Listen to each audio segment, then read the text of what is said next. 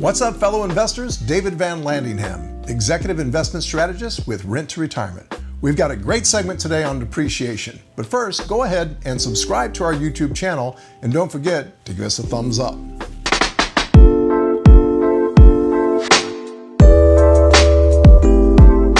There are many benefits to owning residential rental properties: cash flow, appreciation, and equity building. But my favorite benefit that offers the most significant financial upside, which can actually offset some or all of your rental income, is depreciation. While you may be familiar with some of the basic tax advantages and write-offs of rental ownership, understanding depreciation and utilizing it is a game changer. What's more, if you don't use it, you will lose it. Rental property depreciation is available if your investment property meets the following criteria. You own the property, so even if there's a mortgage on it, you are the owner.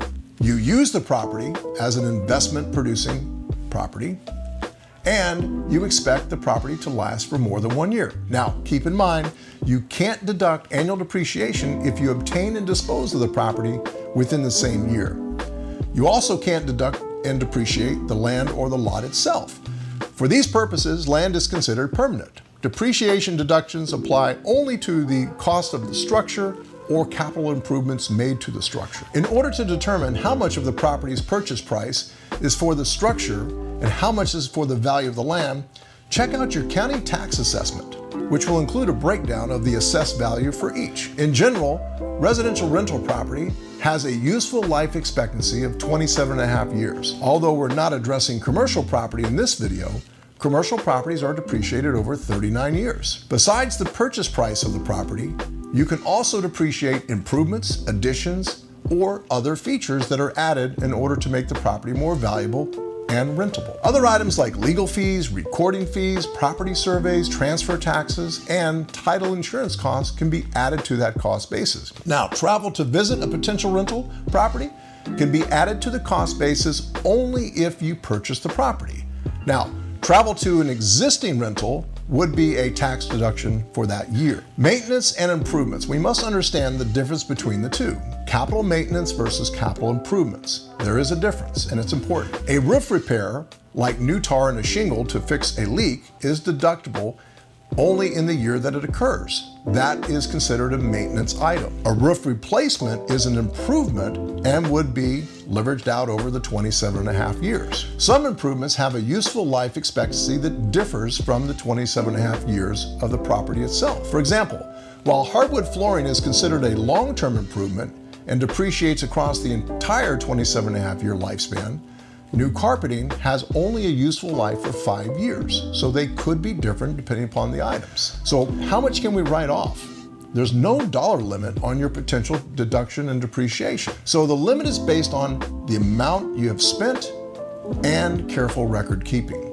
You can continue to deduct the rental property depreciation until one of the following criteria is met. You've exhausted the 27.5 years and the entire basis of the property and improvements and fees and taxes paid at settlement are gone. Or you no longer utilize the property as a rental property. Now, you are not required to deduct the value of depreciation for your rental property each year. However, upon the sale, whether it's in a few years or many years down the road, you will be required to recapture the depreciation that was allowable on the property over the whole time that you own it. So recapturing rental property depreciation means that you pay tax on the depreciation you were allowed over that 27.5 years, or whether it's 2 or 5 years. So you're going to reclaim that at ordinary income rates, but it is capped up to 25%. So that means there is definitely an incentive to deduct the full amount allowable each year. Now, how we calculate this depreciation is quite simple. So let's say we're going to purchase a property that's $200,000. The land we've assessed has a value of $20,000. That means we have $180,000 of depreciable value. We take that and divide that by 27.5 years, and that gives us $6,545 a year that we can depreciate. The cash flow for the property would be $3,984, and that is totally offset by the depreciation, making this rental income tax-free. Now, typically, how we calculate depreciation is over the 27.5 years at 3.636 each year. Now, depending upon when you place the property into service, whether what month it was, if it was in July, it is a prorated amount for that first period.